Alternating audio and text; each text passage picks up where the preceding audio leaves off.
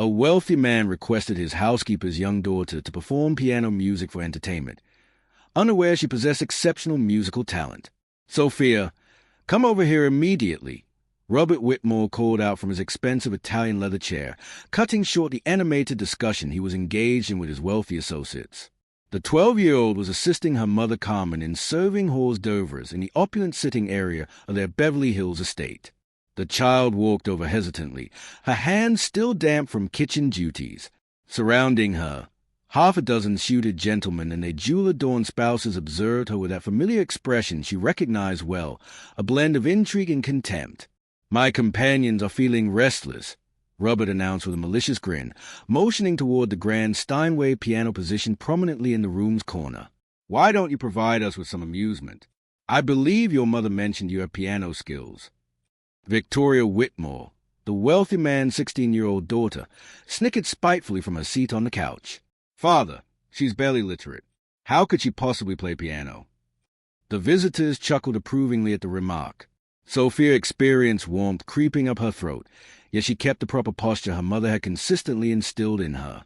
Carmen emerged at the kitchen entrance, her expression filled with anxious concern, though she dared not interfere. She understood her position within that household all too well. "Go ahead, child," Robert persisted, clapping impatiently. "Perform something elementary. Perhaps happy birthday. My associate would enjoy watching you attempt." What these millionaires were unaware of was that Sophia had risen at dawn every day for 8 years to rehearse on the piano in the deserted chapel 6 blocks distant, where Father Martinez permitted her entry before his duties began. Her small, rough hand bore marks not solely from assisting her mother with cleaning tasks. Sophia approached the piano slowly, her weathered sneakers creating sounds on the pristine marble flooring. She positioned herself on the cushioned seat and modified the height, disregarding the patronizing murmurs behind her. Robert folded his arms, already expecting the inexpensive amusement he would derive from the girl's anticipated failure. Victoria began recording with a mobile device, excited to share it on social platforms later. Momentarily, Sophia paused with her hands positioned above the keys. Then something shifted in her expression, a wordless resolve that exists only in those harboring secrets too significant to reveal prematurely. If you have ever observed a precise instant when someone who has been dismissed is about to silence their detractors, you understand that the quiet preceding the tempest always contains unique energy. Remember to subscribe to stay updated on how a 12-year-old transformed shame into something these wealthy individuals would never forget. The Steinway's keys sparkled beneath the crystal fixture's illumination as Sophia positioned herself properly on the bench. Robert Whitmore lifted his expensive glass of red wine and reclined in his chair, clearly relishing what he viewed as a charitable domestic performance. "Complete silence, everyone," Robert declared dramatically to his guests. "Let's determine if the taxes I contribute to these public institutions were worthwhile." The resulting laughter resonated throughout the space like breaking crystal. Victoria aimed her phone at Sophia, already envisioning the social media engagement she would receive from a video of the young housekeeper attempting piano. Beside her, Margaret Steinberg, married to a petroleum magnate, whispered audibly enough for all to hear. "Poor child, she likely cannot even interpret musical notation correctly." Carmen observed everything from the kitchen doorway, her hands shaking as she gripped the empty serving tray. She understood precisely what her daughter could accomplish, but she also recognized the consequences they would both face if Sophia revealed her actual abilities. In that residence, they remained unseen by necessity, not preference. What these millionaires didn't realize was that Sophia had matured listening to her mother weep quietly in the restroom following particularly degrading days. Carmen had been a classical pianist in Colombia before emigrating to America, where her credentials held no value, and her skilled hands were reduced to cleaning facilities for people incapable of playing a single note. "Proceed, sweetheart," Robert encouraged with artificial warmth. "Play something familiar. How about Twinkle, Twinkle, Little Star? I'm confident you can manage that." Charles Morrison, who owned a hotel chain, laughed so vigorously he nearly spilled his $300 whiskey. "Robert, you're awful. The girl probably doesn't distinguish between the black and white keys." At that moment, Sophia raised her head for the first time since seating herself at the piano. Her gaze methodically examined every face present. Robert with his condescending expression, Victoria with her phone continuing to record, the guest displaying cruel entertainment. Briefly, something flickered in her eyes that made the environment grow slightly more strained, like atmospheric pressure before a storm.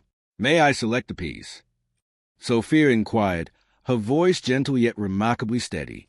"Certainly, dear," Robert responded, gesturing grandly. "Play whatever you're capable of. We're here for enjoyment, not criticism." What Robert was unaware of was that each morning while he rested in his $15,000 king bed, Sophia traversed 6 blocks in the cold to practice on the polytuned piano at St. Michael's Church. Father Martinez, an elderly Colombian who recognized the girl's ability, provided her instrument access in exchange for cleaning hours. He also didn't know that Carmen spent her sole $15 monthly on second-hand sheet music purchased from a street seller, concealing them in her closet's rear like stolen valuables. Or that Sophia practiced piano silently at the kitchen table nightly after finishing dinner, her hands moving across imaginary wood while listening to recordings on the damaged phone Carmen had discovered in garbage and fixed. Victoria laughed again, bringing the device closer. "Dad, this will become viral on TikTok, a maid attempting to play our $200,000 Steinway." $250,000, Robert corrected proudly. "But who's tracking?" "Right." As the guests continued their cruel humor, Carmen closed her eyes at the kitchen entrance. She knew her daughter was about to make a choice that would transform their lives permanently. Sophia could perform something simple, stay invisible, and maintain their employment. Or Sophia inhaled deeply, her hand positioning on the keys with precision that Carmen noticed. It was identical posture she had once taught when she still believed talent could open opportunities in this nation. "I hope you enjoy Chopin," Sophia stated calmly, her fingers finally contacting the initial keys. The silence following wasn't polite anticipation. It was complete quietude from people who had just realized they had severely misjudged something, though they didn't yet comprehend exactly what. And in Sophia's eyes, for the first time that evening, there was a gleam that made even Robert Whitmore shift uncomfortably in his Italian leather chair. The opening notes of Chopin emerged from the Steinway with delicacy that made Robert frown. It wasn't the discordant, uncertain sound he had anticipated from a suburban girl. It was accurate, technically sound, yet still nothing to astound him. "Well, at least she locates the keys," Charles Morrison muttered to Margaret Steinberg, both still chuckling. Victoria continued recording, already imagining the sarcastic caption she would publish. "When your housekeeper believes she can perform classical piano." Sophia continued playing the nocturne in E-flat major, her small hands navigating the keys with familiarity that began attracting attention. Robert leaned forward slightly, puzzled. The technique was surprisingly competent, not flawless, but certainly beyond his expectation for someone educated in public school. What Robert didn't realize was that Sophia had spent 8 years rising at dawn, walking 6 blocks through Beverly Hills cold to St. Michael's Church. Father Martinez, an elderly Colombian who had been a conservatory pianist in Bogotá before immigrating, recognized the girl's raw talent the first day she appeared, requesting to just play briefly, please. Throughout this time, while Carmen cleaned the Whitmore mansion, Sophia practiced on a polytuned 1972 piano, her small hands stretching for octaves still too large for her. Father Martinez not only permitted her practice, but instructed her, sharing decades of musical knowledge he had accumulated since abandoning his career to serve Los Angeles' Latino community. "Mija," he would say, "talent recognizes no postal code, but discipline that distinguishes dreamers from artists." As Sophia reached the piece's first climax, something altered in the room's atmosphere. The guests ceased talking. The sound emerging from the piano was no longer merely technically adequate. It possessed soul. There was interpretation. Years of pain, hope, and quiet dedication flowed through every note. Carmen watched from the kitchen doorway, tears beginning in her eyes. She recognized every subtlety of that performance because she was the one who first placed Sophia's hands on keys when the girl was only 4 years old. Carmen had been first violinist in the Medellin Symphony Orchestra before fleeing the violence consuming her hometown. Her diplomas, achievements, her entire musical life, all had been reduced to nothing upon reaching American soil. But she never ceased teaching her daughter. In early morning hours, after the Whitmores slept, Carmen whispered music theory while Sophia practiced silent scales at the kitchen table. She spent her only $15 monthly on used sheet music, creating a hidden musical library in the small room they shared behind the property. Robert began shifting uncomfortably in his chair. The music was beautiful, more than beautiful. It was moving, which wasn't his plan. He wanted entertainment, not art. He wanted confirmation of his superiority, not questions about it. That's when the front door opened and someone entered who would change everything. Dr. Patricia Williams, music critic for the Los Angeles Times and Robert's personal friend, had arrived early for the dinner following cocktails. She stopped in the foyer, frozen by sounds coming from the main room. Patricia had spent 40 years immersed in classical music. She had heard the world's greatest virtuosos in Vienna concert halls to Moscow conservatories, and what she was hearing now from the Whitmore living room was undeniably extraordinary. Without making sound, she approached the room's entrance and observed the unfolding scene. A 12-year-old black girl, clearly from humble background, performing Chopin with interpretive maturity rivaling professional pianists. Her hands, too small for broader chords, found creative solutions that didn't compromise the piece's musical integrity.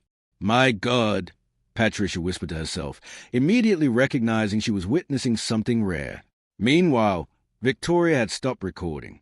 The mocking smile vanished from her face when she realized something was different.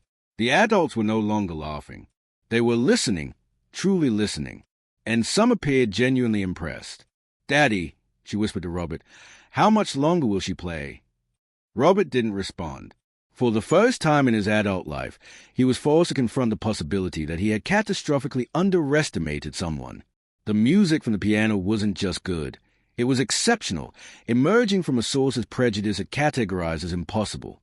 Sophia was nearing the nocturne's end, her hands dancing across keys with confidence growing each measure. She could sense the atmospheric change. She could feel she had earned the audience's genuine attention. But what they didn't know was that Chopin was merely the warm-up. Father Martinez had taught her something fundamental. When people attempt to diminish you, child, you don't simply demonstrate competence. You show them you're extraordinary. And Sophia had reserved her true extraordinary talent for the right moment. Because after Chopin, she planned to play her own composition, a piece she had created, inspired by tears she witnessed her mother shed nightly, the humiliations they endured daily, and the stubborn hope that refused to die despite everything. When the nocturne's final notes echoed through the room and silence fell, Sophia inhaled deeply and looked directly at Robert Whitmore. Her eyes no longer carried the timid girl's shyness who had been volunteered to play. They held the quiet determination of someone about to rewrite old game rules. "That was a simple part," Sophia said calmly, adjusting her bench posture. "Now I'll play something I composed with you in mind." The first notes of Sophia's original composition resonated through the room like a silent earthquake. It wasn't Chopin. It wasn't anything these millionaires had ever heard before. It was something entirely new, born from pain, humiliation, and a girl's stubborn hope who had spent years being invisible. The melody began softly, almost whispered, like Carmen's footsteps through the mansion's corridors before dawn. Then it grew, incorporating rhythms reminiscent of a mother's heartbeat working 16 hours daily to support her daughter. Sophia's fingers danced across keys with precision that drew Dr. Patricia Williams closer to the room's entrance. "My God," Patricia whispered, discreetly retrieving her phone to record. In 40 years as a music critic, she had rarely witnessed such compositional maturity in someone so young. Robert Whitmore had stopped drinking his wine. The liquid remained suspended in air as he tried processing what he was hearing. This wasn't just music. It was a complete narrative, a symphony of experiences he could never fully understand, yet which touched him inexplicably. Victoria slowly lowered her phone. The video she had planned to post mocking the little maid now showed something completely different. It showed an artist, a true artist, performing an original masterpiece, while she, with years of expensive private lessons, could barely play Für Elise without mistakes. The composition evolved into a more complex movement where Sophia incorporated techniques she had secretly learned from Father Martinez. Jazz harmonies superimposed on classical structure, creating something unique that spoke directly to the listener's soul. Carmen had approached the kitchen door, tears streaming down her face. She recognized every note, every pause, every crescendo. That song told their story, mother and daughter fighting against a world insisting on diminishing them. Charles Morrison had stopped mid-sip of whiskey. Margaret Steinberg held her breath. The other guests were completely mesmerized by what they witnessed. It wasn't possible. A 12-year-old girl from the suburbs couldn't be playing with such mastery. Then Sophia took the music to a level none were prepared to hear. Her small hands executed a passage of speed and technical complexity rivaling the world's greatest virtuosos. The $250,000 Steinway was finally being played by someone worthy of its potential. Dr. Patricia Williams entered the room completely, disregarding social etiquette. "Robert," she whispered urgently, "do you know who that girl is?" She's my maid's daughter," Robert replied, his voice sounding strange and distant. "Robert, I need to speak with her immediately. What we're hearing, it's extraordinary. This girl has talent that appears once in a generation." The composition's climax came like an emotional storm. Sophia channeled years of silent humiliation, dreams whispered in darkness, waking at 5 a.m. to practice on a poorly tuned piano. Each note carried injustice's weight and resistance's strength. Victoria realized with growing horror that she was the one who had insisted Sophia play. She was the one who had recorded everything, inadvertently documenting her own embarrassment. The video on her phone now clearly showed her arrogance being shattered by a talent display she could never hope to achieve.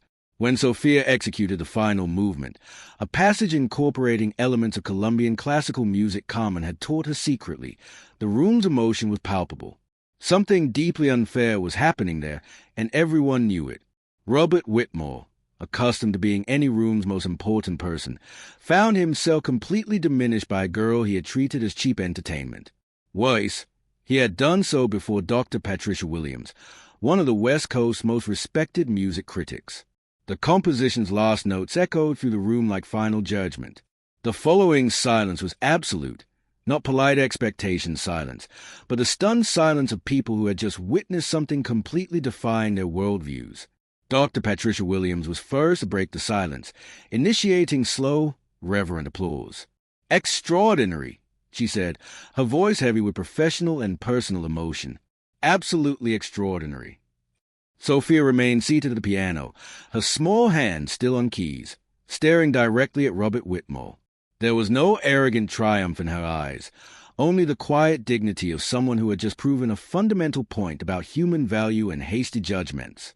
"That song," Sophia said quietly, "is called Invisible. I wrote it thinking about all the people you see daily but choose not to really see." Robert swallowed hard, finally understanding his ignorance's full extent. He had treated a genuine musical prodigy as domestic entertainment. Worse, he had done so deliberately to humiliate her. Carmen approached her daughter for the first time, without requesting permission.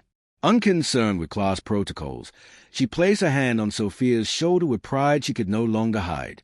Victoria looked down at the phone in her hands, realizing she had recorded her own public humiliation. The video clearly showed her initial cruelty and subsequent transformation from mockery to forced admiration.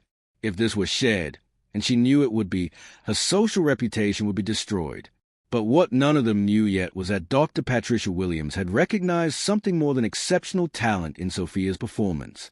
She had recognized the musical signature of someone she knew very well, Carmen Morales, former first violinist of the Medellin Symphony Orchestra, who had mysteriously disappeared from the international music scene 15 years ago. As the guests slowly began processing what they had witnessed, Patricia approached Carmen with an expression promising the night was only beginning to reveal its deepest secrets. "Carmen Morales," said Dr. Patricia Williams, approaching Sophia's mother with eyes shining with recognition. "First violinist of the Medellin Symphony Orchestra. She disappeared from the music scene 15 years ago after receiving the Latin Award for Musical Excellence." The room's silence became deafening. Robert Whitmore, who had recently discovered he had been treating a musical prodigy as domestic entertainment, now faced an even more devastating reality. His housekeeper was one of Latin America's most respected musicians. Carmen lifted her chin for the first time in 15 years of silent servitude. "Dr. Williams," she replied with dignity she had buried to survive, "it is an honor to see you again." "You know her?" Robert stammered, his arrogance evaporating rapidly. Patricia turned to him with a look that could freeze hell. "Robert, you had one of the hemisphere's greatest musicians cleaning your toilets for 15 years. and her daughter, one of the most promising prodigies I've ever seen, serving your canapes. Victoria, still holding the phone that had documented her own social downfall, watched in horror as her privileged life crumbled in real time.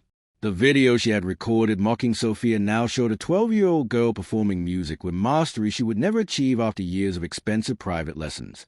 I didn't know," Robert whispered, finally realizing his ignorance's catastrophic extent. "Of course you didn't," Patricia replied contemptuously. "People like you never do. They see uniforms instead of people, accents instead of stories, origins instead of talent." Dr. Patricia Williams wasted no time. The next morning, she published a devastating article in the Los Angeles Times titled "The Symphony of Invisibility: How the Beverly Hills Elite Wastes Genius." The article detailed not only Sophia's extraordinary talent, but also the criminal negligence of society allowing people like Carmen Morales to clean bathrooms instead of conducting orchestras. Victoria's video spread across social media like wildfire, but not as she had planned. #Privileged Girl Get Schooled went viral, accumulating 15 million views in 48 hours. The comments were relentless. Imagine paying thousands for piano lessons and being humiliated by a 12-year-old girl. That's the difference between privilege and real talent. Arrogance being shattered live on camera. Robert attempted to control the damage by hiring an elite public relations firm, but it was too late. The Los Angeles Symphony Orchestra offered Carmen a position as assistant conductor. The Curtis Institute of Music offered Sophia a full scholarship, including room and board. Free record label competed for rights to record the composition Invisible. Victoria, unable to cope with public humiliation, was admitted to a rehabilitation clinic for nervous exhaustion, the elite's euphemism for mental breakdown caused by shame. Her high society friends quickly abandoned her, fearing association with the scandal. Her social media accounts, once filled with praise and envy, were now bombarded with comments about her prejudice and arrogance. Robert lost $3 million in contracts when business partners distanced themselves from a man who had a musical genius cleaning his house. His Beverly Hills reputation was ruined. Ironically, the man who had treated Sophia like cheap entertainment proved to be the real clown in the situation. 6 months later, Sophia made her debut at Walt Disney Concert Hall, performing her composition Invisible with the Los Angeles Philharmonic, conducted by her mother Carmen, who had triumphantly resumed her musical career. The performance was broadcast nationally and raised $2 million for a music scholarship fund for underprivileged children. In the audience, Robert Whitmore watched from one of the cheapest seats, all he could afford after his financial empire began crumbling. He had attempted to sue Patricia Williams for defamation, but found every word of her article legally sound. Beside him, his wife served divorce papers, tired of being married to the national symbol of blind privilege and arrogance. Meanwhile, Carmen and Sophia now live in a comfortable Pasadena home, far from the Beverly Hills mansions where they had been invisible for so long. Sophia practiced daily on the Steinway they had bought, not stolen or borrowed, but legitimately purchased with money from her first recording contract. During the Disney Concert Hall performance, when Sophia played the final movement of Invisible, she glanced briefly at the audience and met Robert's eyes. There was no anger there, just the quiet dignity of someone who had turned humiliation into triumph. The lesson was crystal clear. Robert had tried to use Sophia as cheap entertainment to impress his wealthy friends. Instead, she used her talent to show the whole world who really deserved to be invisible. True justice wasn't destroying Robert Whitmore. It was building something magnificent that he could never understand or achieve.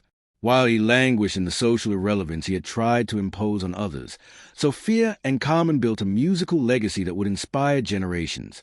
Today, 5 years later, Sophia is considered one of the United States' most promising young composers. Carmen runs the Los Angeles Youth Orchestra, providing free musical opportunities to children from underserved communities. Victoria still lives in seclusion, her social media career permanently destroyed by the video she recorded herself. And Robert, well, he finally learned the true meaning of invisible. It's not about being ignored, but about being irrelevant. The difference is that Sophia chose her invisibility as strategy. He earned his as consequence. If this story touched your heart and showed you that real talent knows no zip code or skin color, subscribe to the channel for more stories proving that underestimating the right people can be the most expensive mistake you ever make.